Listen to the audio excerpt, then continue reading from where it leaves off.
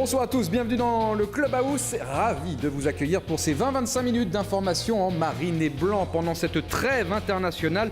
Regardez le sommaire de cette émission. Nous aurons le plaisir de recevoir les deux adjoints de Willy Sagnol, Sylvain Matriciano tout d'abord et Patrick Guilloux. L'occasion de leur demander, de les interroger sur la nature des entraînements alors qu'ils ont à leur disposition un groupe de 13 à 14 joueurs. Sur ce plateau également Roxane, avec elle le tour des réseaux sociaux et des informations insolites sur le web ainsi que des vidéos avec un match, vous le verrez, fou entre le Gabon et le Mali. Enfin, une interview d'Ulrich Ramé au micro d'Olivier Paulin et d'Olivier Faure. Ulrich Ramé, vous le savez, directeur de la performance aux Girondins de Bordeaux, directeur de la performance.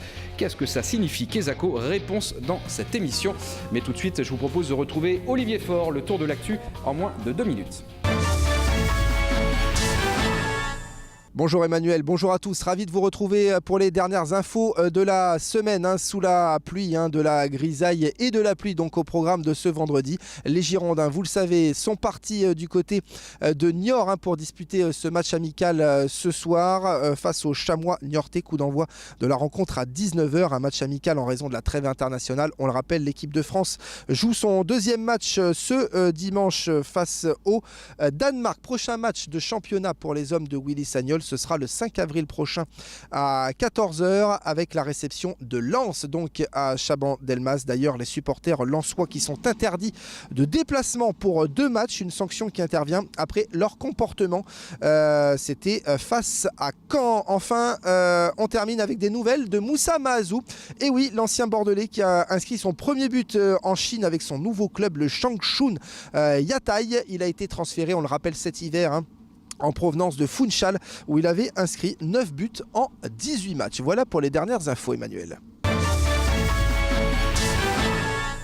Merci Olivier, on accueille sur ce plateau et sous vos applaudissements, s'il vous plaît, Sylvain Matriciano, entraîneur adjoint bien évidemment de Willy Sagnol. Bonsoir Sylvain. Bonsoir Manu. Et Roxane. Bonsoir ma chère Roxane. Bonsoir mon cher Emmanuel, cher ami Sylvain, bonsoir, et ami abonné, bonsoir. C'est très je vous trouve festif. Voilà. Mais je vous trouve très estival en plus. Merci, oui. Sur ce plateau. Mais c'est la chemise de Sylvain. Un blanc quasiment transparent, Roxane. Ah, oui. Et une chemise que Antoine ne renierait pas, mon cher Sylvain. Non, on est très heureux de vous accueillir.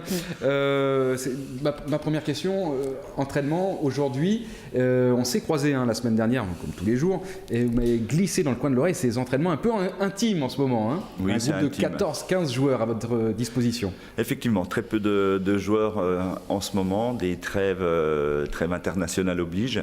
Et c'est intime, effectivement. Donc 12, 13, 14 joueurs à l'entraînement, 2, 3 gardiens. Et c'est intime, mais ça nous permet aussi d'être proche des joueurs et d'être très attentifs à leur travail. Est-ce que justement ces périodes-là vous permettent peut-être d'entretenir des liens privilégiés avec certains joueurs, faire un peu plus d'individuel ou d'être un peu plus à l'écoute, même si je sais, parce que ce sont les joueurs qui le disent, que vous êtes un staff très à l'écoute, mais est-ce que ces périodes-là, un peu de promiscuité, vous permettent peut-être d'échanger? Oui, on échange bien sûr énormément, et dernièrement, Sandy Guichard est arrivé, un nouvel adjoint dans le staff, qui est préparateur physique, qui va un peu plus aller sur l'individualisation, donc un peu plus sur l'écoute des joueurs, sur la quantification de la charge, donc un travail un peu plus pointu. Donc c'est bien, il arrive dans un groupe un peu plus restreint en ce moment, et ça va lui permettre petit à petit de faire connaissance avec cette équipe et ce groupe. Comment on gère les entraînements comme ça avec des groupes de 14 joueurs à disposition? C'est, je sais pas, pour les néophytes qui découvrent, est-ce que c'est plus simple d'organiser concrètement un entraînement avec un groupe de 13 ou 14 joueurs? Non, c'est pas évident, effectivement. On aime bien faire des groupes de 16, de 18, de 20, faire des 4-4, des mini-tournois. Et effectivement, 14 joueurs, 13 joueurs, ce ne sont pas des chiffres qui se divisent par 3 facilement ou par 4.